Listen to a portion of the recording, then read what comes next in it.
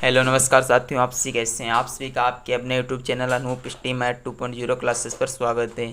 मैं आज आप सभी लोगों को परिमाप निकालना सिखाऊंगा। जैसे कि आप सभी लोग इन आकृतियों को देख रहे होंगे कि इसका परिमाप कैसे निकाला जाता है, तो ये सीखिएगा। ये जैसे मेरा रहा पहला आया, ये मेरा है ट्रेंगल, ये मेरा जो है आयत है, और ये जो मेरा है ये कोई भी कैसी भी आकृति दी हुई है। तो आप लोग इनका परिमाप कैसे निकालेंगे, तो आज की वीडियो को आप सभी लोग ध्यानपूर्वक देखिएगा, तो आप सभी भी चित्रों का, आप किसी भी आकृति का परिमाप निकालना जान जाएंगे। तो सबसे पहले तो आप लोग समझिएगा कि परिमाप क्या होता है। तो एक एग्जाम्पल के माध्यम से देखिएगा। जैसे जैसे कि मान लीजिए ये रहा मेरा एक गोला है, ये मेरा एक कोई गोला है। तो इसका जैसे मुझे कहा जाए कि इसका आप परिमाप निकालिए, तो देखिएगा सबसे पहले आप लोगों को पता होना चाहिए कि इसकी एक परिधि होती है। तो परिधि क्या होती है, तो देखिए ये जो लाइन होती है इससे ही कहा जाता है परिधि। क्या कहा जाता है, परिधि। और ये जैसे ये यही मेरी क्या होती है, परिधि होती है।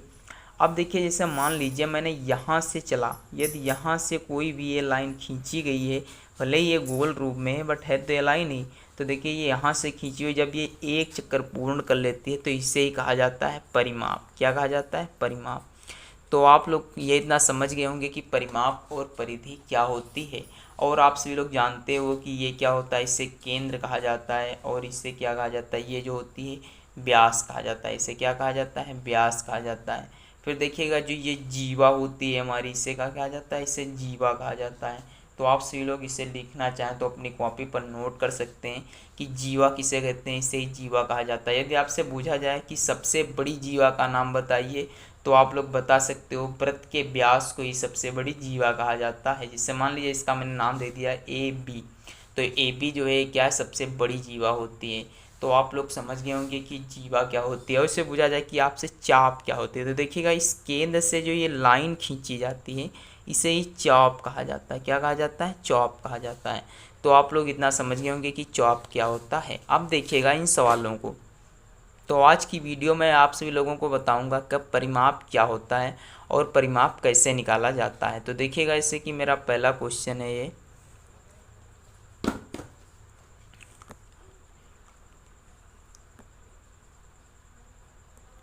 तो ये देखिएगा मेरा पहला क्वेश्चन है कि ये देखिए एक ये ट्रेंगल बना हुआ है जिसके नाम मैंने लिख दिया है ए बी एंड सी। तो ये मेरा एक त्रिभुज है। तो आपसे कहा जाए कि इसका परिमाप निकालो, तो आप परिमाप कैसे निकालेंगे। तो देखिएगा यदि आपको ये कोई त्रिभुज दिया हुआ है और इसकी यदि क्या है, जो इसकी भुजाएं दी हुई हैं क्या है, भिन्न भिन्न है। यानी आपकी ये भुजाएं देखिएगा 8 सेंटीमीटर की, 6 सेंटीमीटर की, 9 सेंटीमीटर लिखा हुआ है। तो आप इसका परिमाप निकालना जानिएगा। तो देखिए इस आकृति का परिमाप निकालने के लिए आपको सभी भुजाएं जोड़नी पड़ेंगे। तो आप सबसे पहले यहाँ लिखेंगे क्या, परिमाप। तो देखिएगा मैंने परिमाप लिख दिया। उसके बाद मैं भुजा लिखता हूँ ए प्लस बी और प्लस में क्या, सी। तो आप लोगों को पता है कि ए कितनी है मेरी, 6 सेंटीमीटर, यानी 6 सेंटीमीटर प्लस 8 सेंटीमीटर और प्लस में कितना है, 9 सेंटीमीटर। तो देखिए इसे यदि आप ऐड कर देंगे आपस में तो देखिएगा 9 और 8 होता है 17, 17 और 6 कितना होता है, 23। तो आप लोगों के लिए ये कितना हो गया, 23 सेंटीमीटर। तो आप सभी लोगों के क्वेश्चन, पहले क्वेश्चन का ये पहला आंसर मिल चुका है कि इसका क्या होगा। अब देखिएगा आपका अगला क्वेश्चन नंबर 2 है। तो देखिएगा ये मेरा आयत है, क्या है, आयत है। तो इसके भी नाम मैंने अलग अलग दे दिया है, A B and C and D.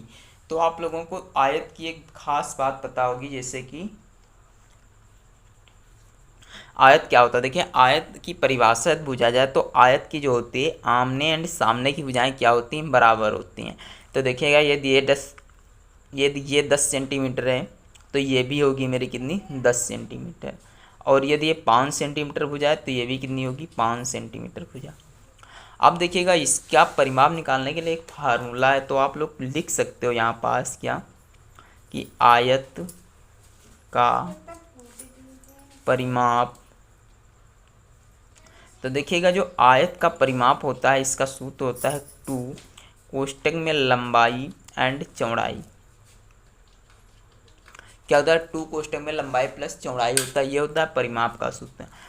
अब देखिएगा मैंने 2 लिख दिया यहाँ पास, और लंबाई कितनी है, 5 सेंटीमीटर, तो मैंने 5 सेंटीमीटर लिख दिया। चौड़ाई मेरी इसकी 10 सेंटीमीटर है, तो मैंने 10 सेंटीमीटर लिख दिया।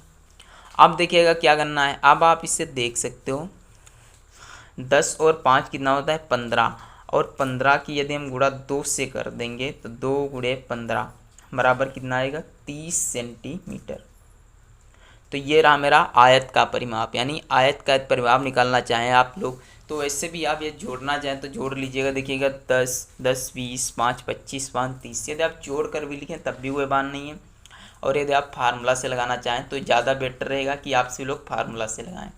अब देखिएगा ये मेरी थर्ड आकृति की जो कि है, इसका आप लोगों को कहा जाए कि आप कैसे निकालेंगे परिमाप। तो देखिएगा इसका भी परिमाप आप लोग जोड़ कर ही निकाल सकते हो। तो इसका क्योंकि फार्मूला तो होगा नहीं, क्योंकि ये कोई आकृति है, बट ये कैसी है ये नहीं पता।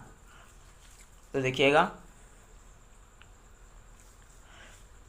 इसके लिए आप सभी भुजाओं को जोड़ दीजिए। तो मैं लिखता हूँ यहाँ पास 4 centimetre plus 10 centimetre and plus में 5 सेंटीमीटर और प्लस में मेरी कितनी है 3 सेंटीमीटर और प्लस में 5 सेंटीमीटर और प्लस में 2 सेंटीमीटर। तो आप सबको इसमें ऐड कर दिए 10 4 14 5 19 3 22 5 27 2 29, तो कितनी हो गई ये 29 सेंटीमीटर, यानी इसका जो परिमाप आएगा वो कितना आएगा 29 सेंटीमीटर।